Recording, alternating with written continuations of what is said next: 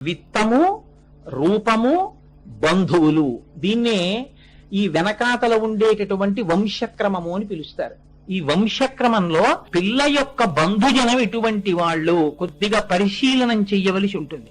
ఎందుకు చెయ్యవలసి ఉంటుంది అని అడిగింది శాస్త్రం. ఆయన ఒక్కడు మంచివాడైనా అన్నదమ్ములందరూ పరమనాస్తికులు, నాస్తిక మత ప్రచారం చేసేటటువంటి వాళ్ళు, ఎవరికి ఇంట్లో పూజా మందిరం అన్నది లేనివాడు, అందరూ కూడా శాస్త్ర విరుద్ధమైనటువంటి వాక్కులు పలికేటటువంటి వాళ్ళు, ఎవ్వరికి ధర్మమునందు నిష్ట లేని వాళ్ళైతే నువ్వు పిల్లని తెచ్చుకోవడంలో కొంచెం జాగ్రత్త పడిపో అని చెప్పింది శాస్త్రం. ఇందుచేత బంధుగణం మిగిలిన వాళ్ళందరూ అటువంటి వాళ్ళైనప్పుడు వీడు రేపొద్దున్న నీ పిల్లని తీసుకుని ఎవరింటికైనా వెళ్ళి మారిపోవచ్చు. నేను ఈ మాటలు వేదం చెప్తే ఏమో అనుకున్నానండి. నాకు కొన్ని ఉత్తరాలు వస్తుంటాయి. నేను ఒక ఉత్తరం చదివి, ఒక్క నా భార్య చదువుతుంది, నేను చదువుతుంటాను, మేమిద్దరమే చదువుతుంటాం ఆ ఉత్తరాలు. ఒక ఉత్తరం చదివి నేను ఆశ్చర్యపోయాను. నిజంగా ఆ తండ్రి నాకు రాశాడు ఉత్తరం. ఆ కొడుక్కి పెళ్లి చేసి ఇవాళ ఎంత యాతన పడుతున్నాడో, ఆ అమ్మాయి అతన్ని ఎలా ఎటువంటి స్థితికి తీసుకొచ్చిందో రాసుకుని నేనేం చేయగలను. ఆయన చేసుకున్న తప్పది. కోడల్ని ఎంచుకునేటప్పుడు బంధుగణం అటువంటి వాళ్ళన్న పరిశీలన చెయ్యవలసిన బాధ్యత తండ్రిదే అని చెప్తోంది శాస్త్రం. ఆయన చెయ్యలేదు. చెయ్యకపోవడం వల్ల ఇవాళ పతనం అయిపోయాడంతే. అవైదికం, నాస్తికం ఇవి చెప్పేటటువంటి బంధుగణం ఉన్నారని తెలిస్తే, అదే పనిగా మాట్లాడి బోధ చేస్తారని తెలిస్తే అక్కడికి పిల్లని తెచ్చుకోవద్దని చెప్పి. ఎందుకనంటే ఆ పిల్ల రేపొద్దున మా బాబాయ్ మాట నాకు వేదవాక్కు నువ్వేవడం అంటే ఏమైపోతాడు, కొడుకు ఏమైపోతాడు, తండ్రి ఏమైపోతాడు. చాలా కష్టం. వదిలిపెట్టడం అన్నది, వదిలించుకోవడం అన్నది లేదు. అందుకే marry in Heist and repent at leisure అంది శాస్త్రం. పెద్దల నిర్ణయం అనడానికి కారణం అదే. కాబట్టి విత్తము, రూపము, బంధుజనము, ఈ మూడిటితో పాటుగా నాలుగవది గమనించవలసినది శీలము. శీలము అంటే ప్రవర్తన. ఆ అమ్మాయికి సహజంగా ఏమి ఇష్టం. నాకు ఆయన ఒక ఇంటర్వ్యూకి వెళ్ళి ఒక ఆశ్చర్యకరమైన మాట చెప్పాడు. ఆయన చాలా ప్రిపేర్ అయిపోయి ఇంటర్వ్యూకి వెళ్ళాడు. ఇంటర్వ్యూకి వెళ్తే అక్కడ పర్సనల్ మేనేజర్ అన్నాడు ఇంటర్వ్యూ చేస్తూ, ఒక్కటే ప్రశ్న, what are your strengths, what are your weaknesses అని అడిగాడు. ఈయన ఏమీ చెప్పలేకపోయాడు. ఎందుకంటే ఆయన అలా ప్రిపేర్ అవ్వలేదు. గేట్వే ఆఫ్ ఇండియా ఎక్కడుంది, లేకపోతే ఈ కంపెనీ ప్రోడక్ట్స్, లేకపోతే తను చదువుకున్న సబ్జెక్టు అన్ని ప్రిపేర్ అయ్యి వెళ్ళారు. What are your strengths, what are your weaknesses అని అడిగాడు. This is my strength, this is my weakness అని ఆయన చెప్పలేకపోయాడు. తన గురించి తనకి తెలియదు. ఒక 2 నిమిషాలు చూసి ఓకే యు మే గో అన్నాడు. అంతే. మిగిలిన టెస్టాల్లో నెంబర్ 1 ఆయన, కానీ అతనికి ఉద్యోగం ఇవ్వలేదు. అంటే తన గురించి తనకి తెలియదు అతనికి. అలా ఆడపిల్లని ఇంటికి తెచ్చుకునేటప్పుడు ప్రధానంగా చూడవలసింది శీలము. శీలం అంటే స్వభావము. ఆ అమ్మాయి స్వభావం ఎటువంటి స్వభావమై ఉన్నది. పొడగిట్టని వాళ్ళని ఒక మాట ఉంటుంది. ఆ పొడగిట్టని స్వభావాలు అనుకోండి చాలా ఉపద్రవంగా ఉంటాయి. ఆ పొడగిట్టని స్వభావమా కొంతమందిది ఎలా ఉంటుంది అంటే చిల్లుకుండా, దానికి అర్థం ఉండదు ఆ వితరణకి. ఇంకా ఇవాళ 5 రూపాయలు వస్తే వెంటనే సాయంకాలం పకోడీలు వేసుకుని 10 మంది పెట్టేస్తాను, తినేసేసి రూపాయి ఇంక ఉండకూడదు. ఉంటే రాత్రి గుండెల మీద కూర్చుని గుద్దేస్తుంది. అది అటువంటి దైవ స్వభావం ఉన్న ప్రమాదమే. అందుకని ఈ స్వభావమును పరిశీలించు. పెద్దలకి తెలుస్తుంది. ఒక 2 మాటలు మాట్లాడితే పసిగెడతారు వాళ్ళు. అయితే ఇంటర్వ్యూ చేసిన వాడు ఉద్యోగం ఇస్తే కంపెనీకి అసెట్ గా ఎలా ఉండగలుగుతున్నాడు ఒక ఎంప్లాయీ, వాళ్ళు చెప్పగలరు పెద్దలు. కాబట్టి ఆ శీలమును పట్టుకో.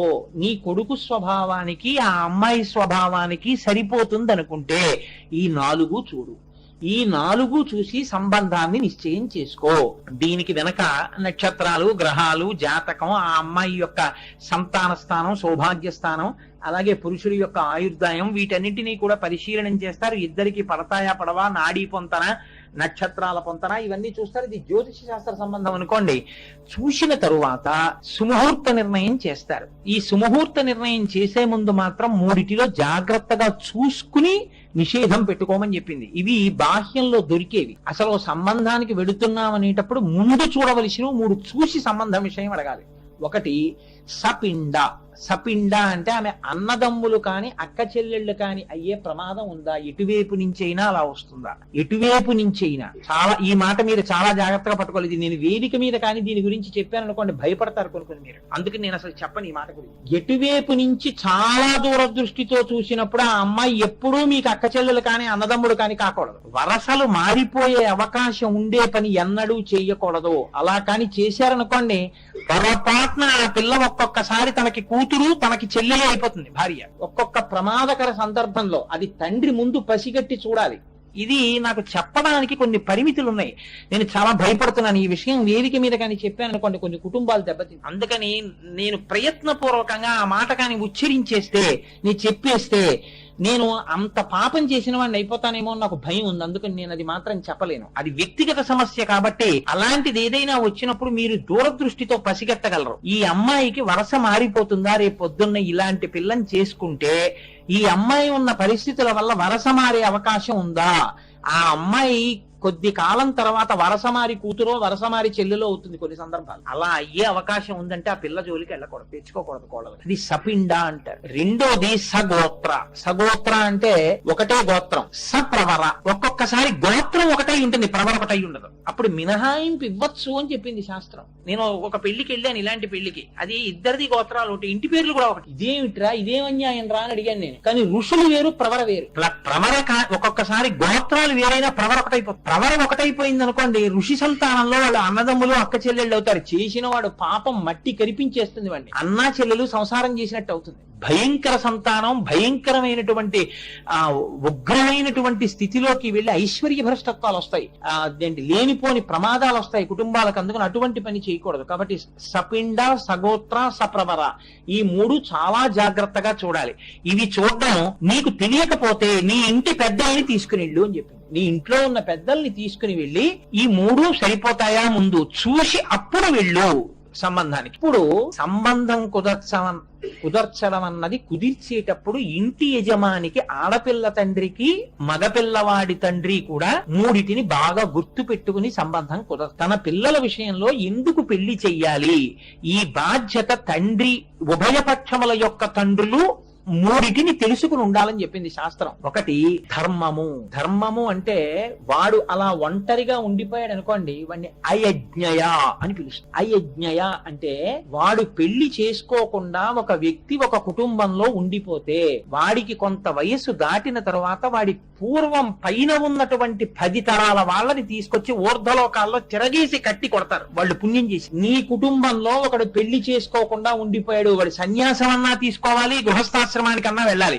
రెండూ కాకుండా బ్రహ్మచారిగా కూర్చుంటానంటే కుదరదు. అలా ఎవరైనా ఉంటే పరమ ప్రమాదము. వాడు పూజకి కాని, యజ్ఞానికి కాని, యాగానికి కాని, ధర్మానికి కాని, పెద్దవాడిగా మాట చెప్పడానికి కాని దేనికి వాడు పనికి రావడం, అది అమంగా దర్శనం అటువంటి వాడు. కాబట్టి అటువంటి వాడు అయి ఉండకూడదు తన కొడుకు. కాబట్టి తన కొడుక్కి పెళ్లి చెయ్యవలసిందే.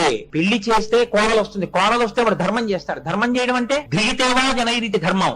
వాడు ఆచమనం చేస్తాడు, భార్యకి ఓం కేశవాయ నమః అని ఆచమనం చేయిస్తాడు. భార్య పక్కనుంటే యజ్ఞం చెయ్యొచ్చు, యాగం చెయ్యొచ్చు, తీర్థయాత్ర చెయ్యొచ్చు.